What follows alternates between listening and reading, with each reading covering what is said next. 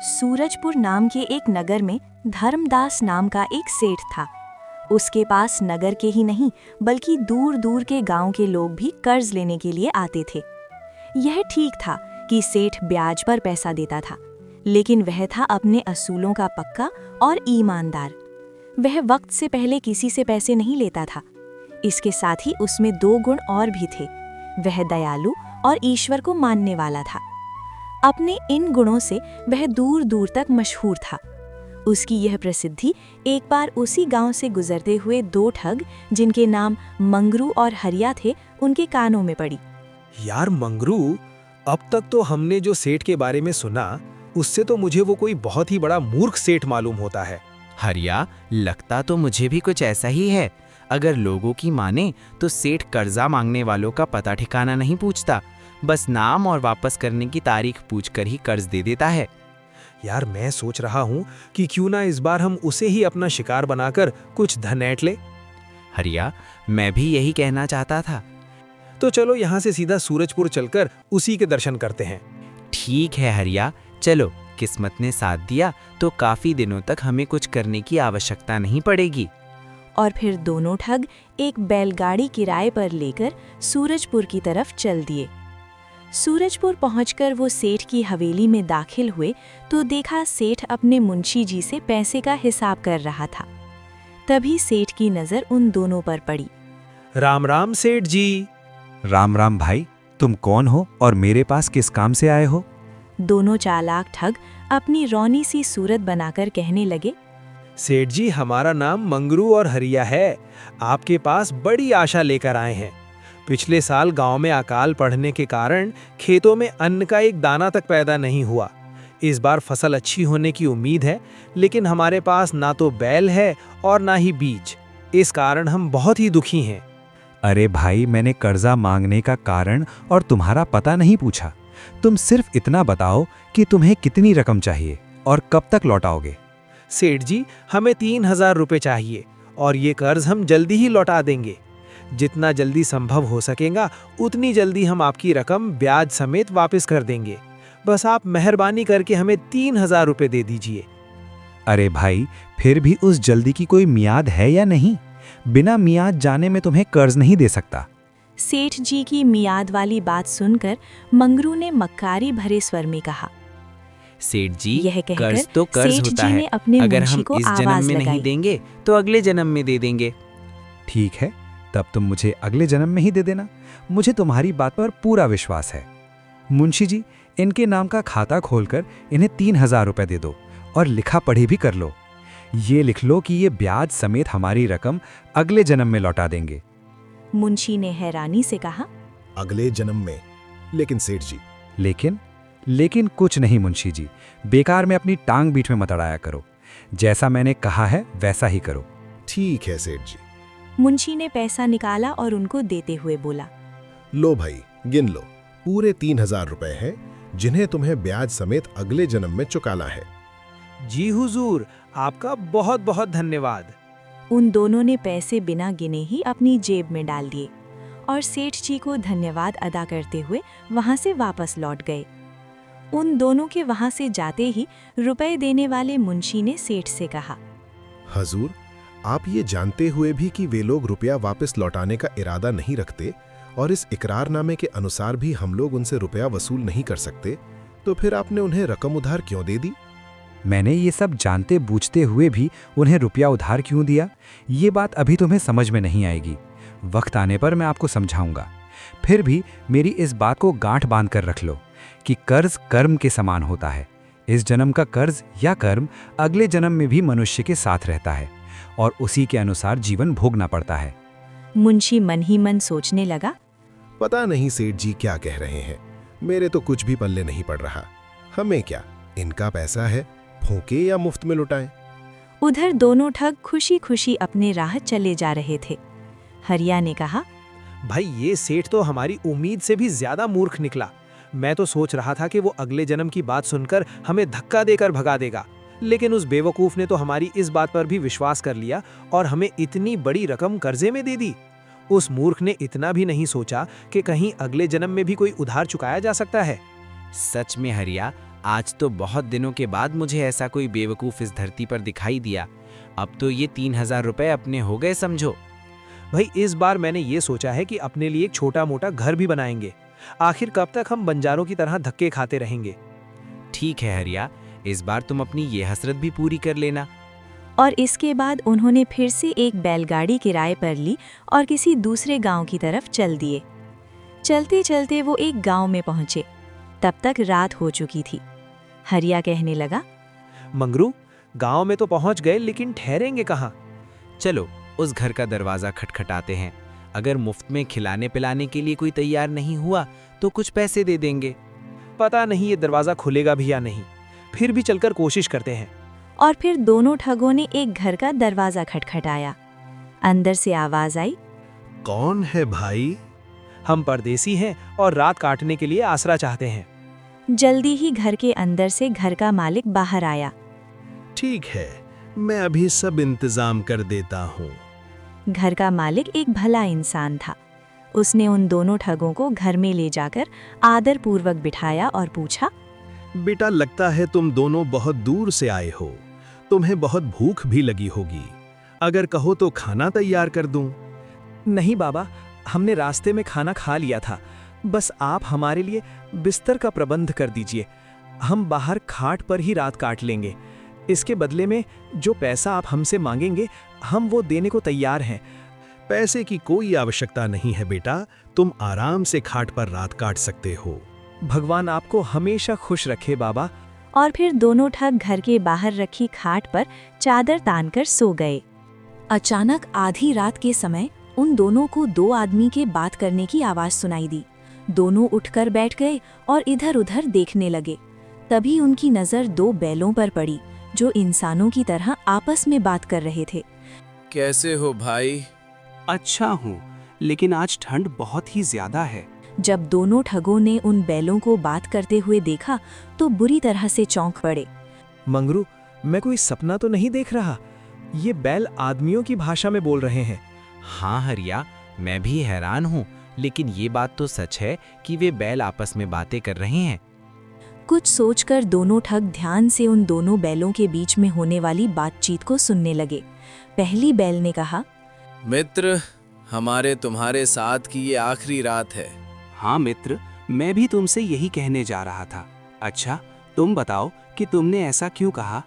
इसलिए कि जो अपना मालिक है उससे पिछले जन्म में मैंने 300 रुपये उधार लिए थे, लेकिन उस जन्म में मैं चुका नहीं पाया था। इसलिए इस जन्म में महीनों तक उसके यहाँ पर हल और गाड़ी में जुटकर मैंने वो कर्ज चुकाया है। कल मेरी मेहनत पूरे 300 रुपये की हो जाएगी और मैं सुबह ही मर जाऊंगा। अच्छा मित्र, अब तुम बताओ कि तुमने बिछड़ने की बात क्यों की थी? तुम खुशकिस्मत हो मित्र कि तुम्हें अपने कर्ज से जल्दी ही छुटकारा मिल जाएगा, लेकिन मेरी किस्मत में तो अभी कई और महीनों तक दुख सहना लिखा है, क्योंकि मैंने भी पिछले जन्म में 2 आदमियों से कर्ज लिया था। उनमें से एक तो हमारा यही मालिक है। मैंने इससे 300 रुपये उधार लिए थे। कल तुम्हारे साथ साथ मेरा भी कर्ज पूरा हो जाएगा, लेकिन वो दूसरा आदमी जिससे मैंने पिछले जन्म में 600 रुपये उधार लिए थे, कल वो आकर मुझे इस किसान से ले जाएगा और मुझे अपने हल और गाड़ी में जोतकर तब तक दुख देता रहेगा जब तक कि मैं उसका कर्जा इस जन्म में नहीं चुका देता। लेकिन वो दूसरा आदमी तुम्हें इस बूढ़े किसान के पास से क्यों ले जाएगा? भला ये किसान अपना बैल उसे क्यों देगा? ईश्वर ने ये मेरे पैदा होने से पहले ही लिख दिया था, तभी तो इस बूढ़े किसान ने उस आदमी से कर्ज लेकर अभी तक नहीं चुकाया। कल वो आदमी आकर अपनी रकम मांगेगा और किसान के ना देने पर मुझे अपने साथ ले जाएगा। ओह, तब तो सचमुच में काफ़ी दुख झेलने पड़ेंगे तुम्हें। मुझे तुम्हारे साथ पूरी हमदर्दी है मित्र। ये सब हमारे पिछले जन्मों के कर्म हैं जो हमें इस जन्म में भोगने ही पड़ेंगे। ठीक कहते हो मित्र। खैर छोड़ो इन बातों को। मुझे और तुम्हें तो अपने अपने कर्मों की सज़ा मिल गई या मिल जाएगी, लेकिन मुझे तो दुख उन दोनों व्यक्तियों का हो रहा है जो कुछ देर पहले ही बूढ़े किसान के यहाँ पर मेहमान बनकर आए हैं। तुम्हारा क्या मतलब है मित्र? उन दोनों ने क्या किया है? बैलों के बीच हो रही बातचीत का रुख अपनी तरफ मुड़ते हुए देखकर हरिया के कान खड़े हो गए। अरे भाई, ये पूछो कि उन्होंने क्या नहीं किया। वे दोनों ठग हैं और अब तक ना जाने कितने आदमियों को ठग चुके हैं।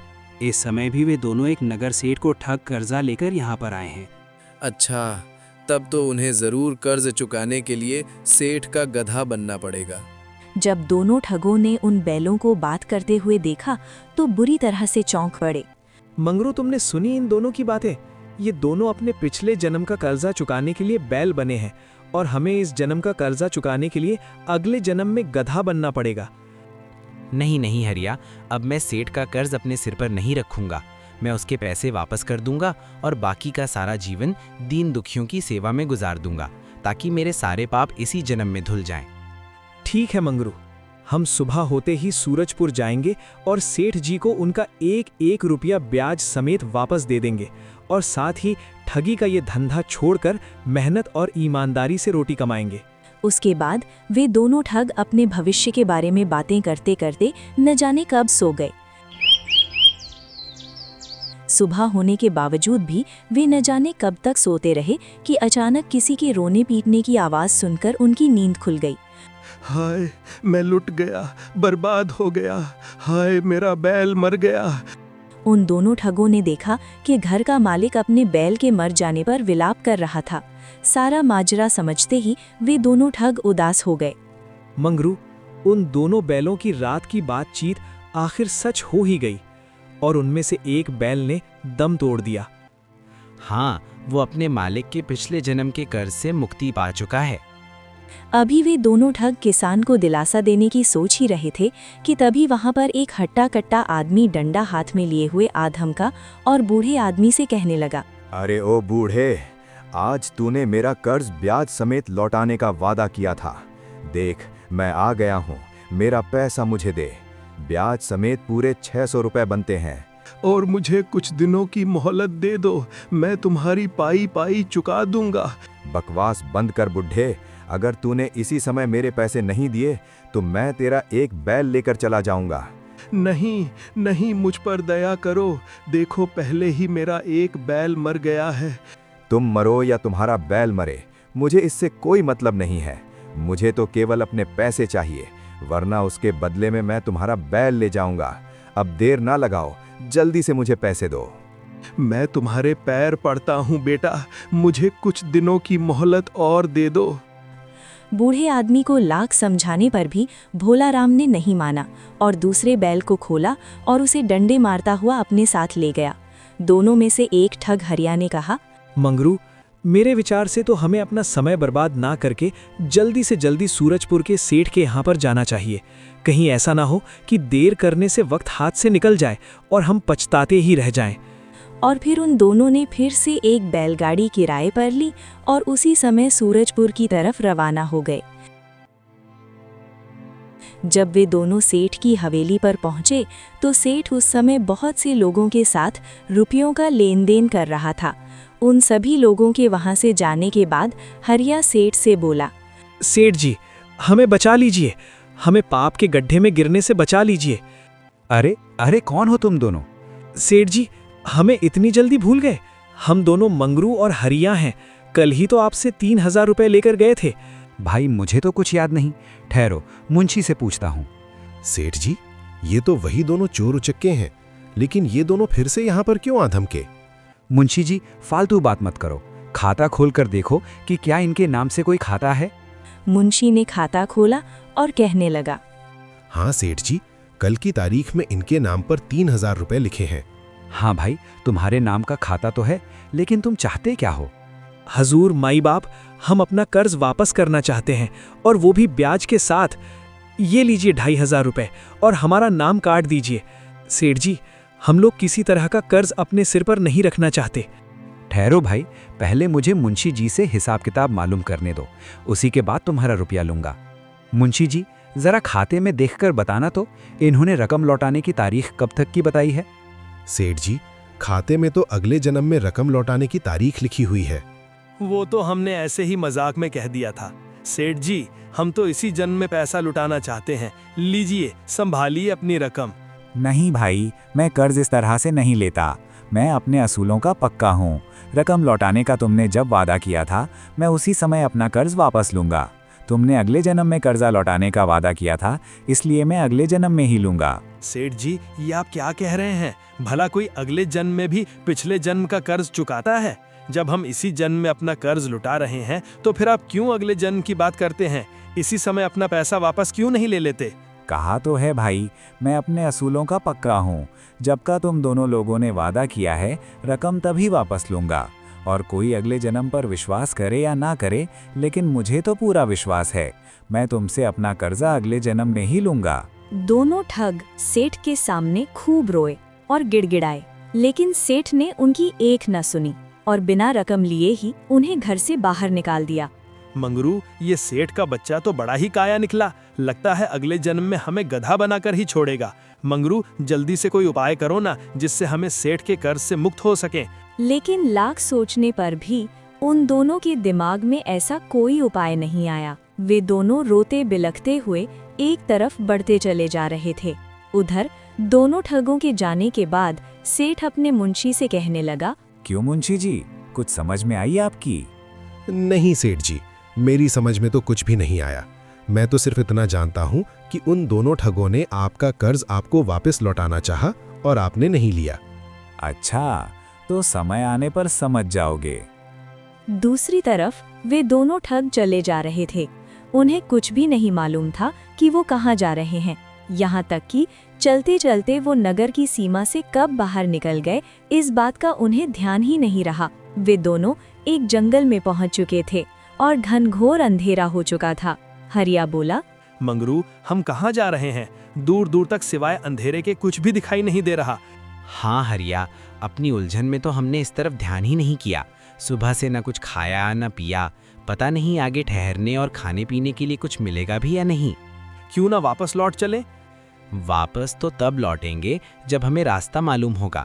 मुझे तो अब ये भी याद नहीं कि नगर किस दिशा में है। दूर उन्हें कहीं पर रोशनी दिखाई दे रही थी। चलो चलकर देखते हैं कि किसने वो आग जला रखा है।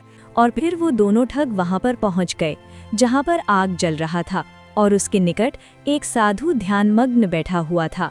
इन साधु बाबा के साथ हम दोनों भी यहाँ पर आराम से रात काट सकते हैं। हरिया, लेकिन पेट पूजा कैसे होगी? मुझे तो उम्मीद नहीं है कि इन साधु बाबा के पास कुछ खाने पीने को होगा। अरे तो समझ लेना कि आज की रात तुम्हारा व्रत है। अब चुप हो जाओ, वरना बाबा महाराज का ध्यान टूट गया तो वो हमें श्राप ना दे दें। उसी समय साधु ने अपनी आंखें खोली और कहने लगे, तुम कौन हो बच्चा? आओ आओ, यहाँ पर आग के पास बैठ जाओ। बाबा, हमारा प्रणाम स्वीकार कीजिए। बाबा, क्या आज की रात हम दोनों यहाँ पर रात काट सकते हैं? अवश्य बच्चा, आज की रात ही क्यों, जब तक चाहो तुम यहाँ पर रह सकते हो। मेरे ख्याल से तुम दोनों को भूख भी लगी होगी। हाँ बाबा, भूख तो लगी है, लेकिन इस वीराने में भरा खाने को कहाँ से मिलेगा? अन्न तो नहीं, लेकिन फल तो मैं जुटा ही सकता हूँ। तुम दोनों यहीं पर बैठो, मैं अभी आता हूँ। ये कहकर साधु वहाँ से चला गया। हरिया कहने लगा, देखो मंगरू, ये एक साधु है जिसने संसार को त्याग दिया है और इस वीराने में रहता है। फिर भी इसके दिल में गैर लोगों के लिए कितनी दया और कितनी ममता है। भगवान की भक्ति में लीन होने के बावजूद भी ये हमारे लिए कष्ट उठाने के लिए गया है, और दूसरी तरफ हम लोग हैं। बस करो हरिया, अब कुछ और मत बोलो, वरना मैं अपनी पहले की जिंदगी को याद करके रो पड़ूंगा। थोड़ी देर के बाद जब साधु बाबा वापस लौटे तो उनके पास एक पोटली थी जिसमें फल रखे हुए थे और कमंडल में पानी था। लो बेटा, ये फल खाओ और पानी पी लो और आराम से सो जाओ। बच्चों, तुम दोनों के चेहरे देखकर मुझे न जाने क्यों ऐसा लगता है कि तुम दोनों किसी बात से दुखी हो और अंदर ही अंदर पश्चाताप की आग में जल रहे हो। बाबा, आप बिल्कुल ठीक कह रहे हैं बाबा। हम दोनों ने आज तक जो भी किया है उसी के लिए पश्चाताप कर रहे हैं, लेकिन हमें मालूम है कि हमें अपने पापों से कभी मुक्ति नहीं मिलेगी और इस जन्म के कर्मों का फल हमें अगले जन्म में भोगना ही पड़ेगा। ये कहकर हरिया ने साधु बाबा को अपनी सारी बातें सुना दी और साथ ही अपनी चिंता का कारण भी बता दिया। उनकी बात सुनकर साधु कहने लगा, बेटा, तुम ऐसा क्यों समझते हो कि इस जन्म के पापों का प्रायश्चित इस जन्म में नहीं हो सकता? क्या सच बाबा? हमने जो कुछ किया है क्या उसका प्रायश्चित हो सकता है? हाँ बेटा, अगर कोई सच्चे मन से प्रायश्चित करे तो उसे पापों से मुक्ति मिल सकती है। वो कैसे बाबा? हमें बताइए, हम सच्चे दिल से प्रायश्चित करने को तैयार हैं। साधु बाबा की बात सुनकर दोनों ठगों के चेहरे प्रसन्नता से खिल उठे। तब साधु महाराज उन दोनों को प्रायश्चित करने का तरीका बताने लगे। साथ ही साथ उन्हें ज्ञान की बातें भी बताने लगे। साधु बाबा का उपदेश सुनकर दोनों ठगों का मन शांत हो चला था। साधु बाबा, हम सेठ धर्मदास का कर्जा कैसे वापस कर सकते हैं? वो तो कर्जा वापस लेने को तैयार ही नहीं हो रहा। बेटा, इस जगह से 1 मील आगे पहुंचने पर तुम्हें एक गांव दिखाई देगा। वहां पहुंचने पर तुम्हें अपने आप ही सेठ का कर्जा उतारने का कोई न कोई उपाय समझ में आ ही जाएगा। बस बेटा, अब सो जाओ। मैं कुछ समय ईश्वर की साधना में बिताना चाहता हूँ। इसके बाद साधु बाबा आंख बंद करके फिर से ध्यान में मग्न हो गए, जबकि मंगरू और हरिया उनके पास ही चादर बिछाकर गहरी नींद में सो गए। जब सुबह हुई तो दोनों ठगों ने साधु महाराज को आसपास कहीं भी नहीं पाया। वे दोनों हैरान थे कि साधु बाबा इतनी सुबह सुबह कहाँ चले गए। हरिया, वे बाबा जी जरूर कोई पहुंचे हुए महात्मा थे जो हमें सच्चाई का मार्ग दिखाकर अपने रास्ते चले गए। अब उनके कहे अनुसार हमें आगे बढ़ना चाहिए। वे दोनों आगे बढ़ने लगे और 1 मील का सफर तय करने के बाद एक छोटे से गांव में पहुंचे। उस गांव में न कुएं थे, न तालाब और न ही उस गांव में कोई नदी थी। पानी के लिए वहां पर त्राही मची हुई थी। पानी की आवश्यकता को पूरा करने के लिए गांव वालों को 5-5 कोस दूर जाना पड़ता था। वहां के हालात देखकर मंगरू के दिमाग में साधु की बात आई कि इसी गांव में उन्हें कोई ऐसा उपाय आएगा जिससे वो सेठ का कर्जा उतार सके। तभी उसके दिमाग में एक विचार आया। अरे हरिया, सेठ का कर्जा उतारने के लिए मेरे दिमाग में एक उपाय आ गया है। अरे मंगरू, तो जल्दी बताओ ना। और फिर मंगरू हरिया के कान में कुछ फुसफुसाने लगा, जिसे सुनकर हरिया का चेहरा भी खुशी से खिल गया। और फिर वे दोनों उसी समय कहीं से एक कुदाल लेकर आ गए और एक जगह पर उन्होंने खुदाई करना शुरू कर दी। वे दिन रात जमीन खोदते रहे और ठीक 1 महीने के बाद वहां पर गहरा कुआं खोदने में सफल हो गए और उसमें पानी भी निकल आया। इसके बाद उन्होंने एक मिस्त्री को बुलाकर उस कुएं को पक्का करवा दिया। उस कुएं पर 3000 रुपए खर्च हो चुके थे। इसके अलावा भी जो 250 उनके जेब में थे वो भी खर्च हो चुके थे। कुआं तैयार हो जाने के बाद मंगरू ने हरिया से कहा, चल भाई हरिया, डंडा संभालकर खड़े हो जाओ। गांव वालों को जैसे ही इस कुएं के बारे में पता चलेगा, वे पानी लेने के लिए दौड़े दौड़े आएंगे। चिंता मत करो मंगरू, पानी लेने के लिए अगर भगवान भी आ जाए तो इस कुएं से पानी नहीं ले सकेंगे। और फिर वे दोनों मोटे मोटे डंडे संभालकर कुएं की चौकीदारी करने लगे। जब गांव के लोगों को उस कुएं के बारे में पता चला तो गांव वाले बर्तन आदि लेकर कुएं की तरफ दौड़े। वहां पर पहुंचे तो हरिया ने कहा, ठहरो तुम सब, इस कुएं से दूर रहो। हम किसी को इस कुएं से पानी भरने नहीं देंगे। ऐसा अन्याय मत करो भाई। तुम लोग जानते हो कि गांव में पानी की कितनी किल्लत है। तुमने वास्तव में इस कुएं को बनाकर गांव वालों पर बड़ा ही उपकार किया है। वो सब तो ठीक है, लेकिन ये कुआं हमारा नहीं है, बल्कि सूरजपुर के सेठ धर्मदास जी का है। हम उनकी अनुमति के बगैर किसी को इस कुएं से पानी नहीं भरने देंगे। हाँ, अगर तुम लोगों को पानी चाहिए तो जाकर पहले सेठ जी से बात करो और उनकी आज्ञा लेकर आओ। पूरे गांव वालों ने उनसे बहुत ही विनती की, लेकिन दोनों ठग किसी भी कीमत पर पानी देने को तैयार नहीं हुए। इसलिए हारकर पूरा गांव सूरजपुर की तरफ रवाना हो गया। वे सेठ धर्मदास के घर पहुंचे और दुहाई देने लगे। दुहाई हो सेठ जी, दुहाई हो, हम पर दया कीजिए। भाइयों, आप लोग मुझसे कैसी दुहाई मांग रहे हैं? मैंने क्या बिगाड़ा है तुम लोगों का? तब गांव के लोगों ने उन्हें सारी बात बताई और बोले, सेठ जी, अब आप ही हमें अपने कुएं से पानी लेने की आज्ञा दे दीजिए। हमारे सारे दुख दूर हो जाएंगे। आपका यह एहसान जीवन भर नहीं भूलेंगे। देखो भाई, मैं आप लोगों के गांव में कोई कुआं नहीं बनवाया। जरूर उन दोनों आदमियों ने आपको झूठ बोलकर आपको मूर्ख बनाया है। आप लोगों को जो भी प्रार्थना करनी है वो उन 2 आदमियों से ही जाकर कीजिए। नहीं नहीं, ऐसा मत कहिए सेठ जी। हम लोग बड़ी उम्मीद लेकर आपके पास आए हैं। हमें इस तरह ना ठुकराइए, हम पर दया कीजिए। आप कहेंगे तो हम पानी की कीमत देने को भी तैयार हैं।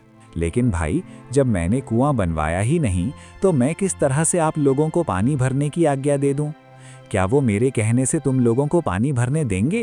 हाँ हाँ, जरूर भरने देंगे सेठ जी, हमें विश्वास है। आप बस हमारे साथ चलकर उन दोनों आदमियों से कह दीजिए। मुझे तो इसमें कोई गहरी साजिश लगती है। क्यों ना वहां पर चलकर असलियत का पता किया जाए। ठीक है, चलो भाइयों, मैं तुम्हारे साथ चलता हूँ और फिर सारी हकीकत आप लोगों के सामने आ जाएगी। सेठ और उनका मुंशी सारे गांव वालों के साथ उनके गांव जा पहुंचे। दूर से ही सेठ जी ने मंगरू और हरिया को कुएं के पास हाथों में डंडे लिए हुए देख लिया। मुंशी कहने लगा, सेठ जी, ये तो वही दोनों ठग मालूम पड़ते हैं जिन्होंने आपसे 3000 रुपए कर्ज लिए थे और रकम अगले जन्म में वापस करने का वादा किया था। हाँ, मैं भी पहचान रहा हूँ, लेकिन इन कमबख्तों ने यहाँ पर आकर ये क्या चक्कर फैलाया हुआ है। जब मंगरू और हरिया की नज़र गांव वालों के साथ आते हुए सेठ और उसके मुंशी पर पड़ी तो वे दोनों खुशी से उछल पड़े। मंगरू, सेठ जी आ रहे हैं, लगता है अब हमें हमारे कर्ज से मुक्ति मिल जाएगी। कुएं के पास पहुंचकर सेठ कहने लगा, क्यों भाई, तुमने यहाँ पर क्या चक्कर चलाया हुआ है? इस कुएं को तुम गांव वालों को मेरा कुआं क्यों बता रहे हो? हमने कोई चक्कर नहीं चलाया सेठ जी, ये कुआं आपका ही है, इसीलिए हमने गांव वालों को बिना आपकी आज्ञा के यहाँ से पानी भरने से मना कर दिया था। अगर आप आज्ञा देंगे तो हम इन्हें पानी भरने देंगे, हमें इसमें कोई आपत्ति नहीं होगी। ये क्या बकवास है? जब कुआं मैंने बनवाया ही नहीं तो इसमें मेरी आज्ञा की क्या आवश्यकता है? सेठ जी, ये ठीक है कि ये कुआं आपने नहीं बनवाया, लेकिन इसमें रुपए तो आपके ही लगे हैं ना। मेरे रुपए? वो भला कैसे? सुनिए, मैं बताता हूँ। आपने 1 महीना पहले हमें 3000 रुपए कर्ज दिए थे, उसी से हमने ये कुआं बनवाया है। अब यदि आप कह दें कि ये कुआं आपका है तो हमारा कर्ज चुकता हो जाएगा और गांव वालों की पानी की किल्लत भी दूर हो जाएगी। नहीं तो हम इस कुएं में से किसी भी हालत में किसी को पानी नहीं भरने देंगे। मैंने जो तुम्हें कर्ज दिया था वो वादे के मुताबिक तुम्हें अगले जन्म में देना है और मैं अगले जन्म में ही लूंगा। तब तो ठीक है सेठ जी, हम भी इस कुएं में से किसी को पानी नहीं लेने देंगे, चाहे ये गांव वाले हमारे सामने तड़प तड़प कर ही क्यों ना मर जाएं। हाँ सेठ जी, अच्छी तरह से सोच लीजिए, अगर ये गांव वाले पानी के बिना मर गए तो इसका पाप आपके सिर पर ही होगा, और यदि आप इस कुएं को अपना कहकर इन्हें पानी लेने देंगे तो इसका पुण्य आपको ही मिलेगा और साथ ही साथ ये गांव वाले आपको दुआएं भी देंगे। मंगरू और हरिया की बात सुनकर सारे गांव वाले सेठ जी के सामने गिड़गिड़ाने लगे। सेठ धर्मदास उलझन में पड़ गया। कुछ देर तक सोचने के बाद उसने एक गहरी सांस ली और कहा, ठीक है भाई, तुम दोनों चालाक इंसान जीते और मैं हारा। आज से इस कुएं को मैं अपना मानता हूँ और तुम्हें अपने कर्ज से मुक्त करता हूँ। गांव वालों, जाओ जाकर पानी भर लो। आओ गांव वालों, सब आकर पानी भर लो। और सभी गांव वाले सेठ की जय जयकार करने लगे और अपने घरों से बर्तन लाकर वे पानी भरने लगे। उस दिन के बाद से मंगरू और हरिया ने भी सारे बुरे धंधे छोड़ दिए और मेहनत और ईमानदारी से अपना जीवन जीने लगे। तो दोस्तों, मुझे पूरी उम्मीद है आपको ये कहानी बहुत ही पसंद आई होगी।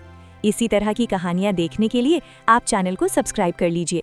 वीडियो अच्छी लगी तो इसे लाइक कीजिए।